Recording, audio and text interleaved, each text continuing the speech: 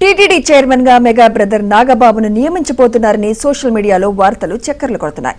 ఈ విషయం ఇప్పుడు ఏపీ రాజకీయాల్లో వైరల్ గా మారడంతో నాగబాబు స్పందించారు. ఆ వార్తల్లో ఏ మాత్రం నిజం లేదని స్పష్టం చేశారు. తాను ఏ పదవిని ఆశించడం లేదని తెలిపారు. జనసేన పార్టీకి అండగా ఉంటానన్నారు.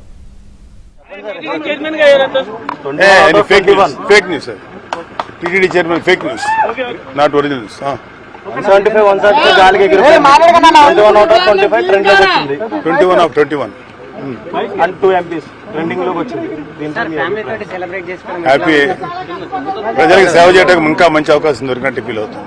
అంతే ఎమ్మెల్యే అవ్వాలి కాదు, ఇంకా పెద్ద అనుకుంది. ప్రస్తుతానికి మంచి సర్వీస్ చేయాలని కోరుకున్నాం. మా పవన్ కళ్యాణ్ తోటి ప్రజలకు మంచి సర్వీస్ వస్తే బాగుండు అనుకున్నాం. అంతే. బ్లెస్ చేస్తారు. ఆయన ఎమ్మెల్యే అవడంతో పాటు రాష్ట్రాన్ని విజయ పదంలో నడిపారు కూటమి ద్వారా. అలాగే దేశం లెవెల్లో బీజేపీకి వెన్నెముకలా నిలబడ్డాడు. ఎన్డీఏ గవర్నమెంట్ ఫామ్ అవడానికి ఇంతకన్నా సంతోషించేదే ఉంటుంది. Thank you.